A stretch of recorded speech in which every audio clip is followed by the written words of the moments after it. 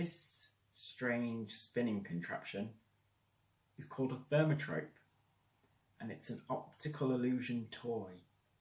It has a cage on one side and a bird on the other side. If you wind up the toy and then spin it very fast, it looks like the bird is inside the cage.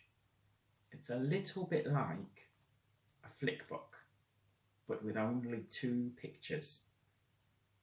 You might need a friend to help you to wind up the Thurmatrope, or you can do it yourself, like I am.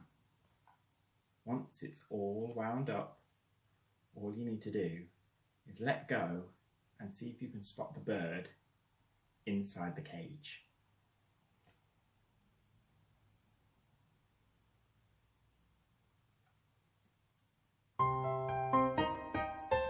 To learn this and many other great magic tricks, join the Make and Do Magic Workshop only at readysteadymagic.co.uk.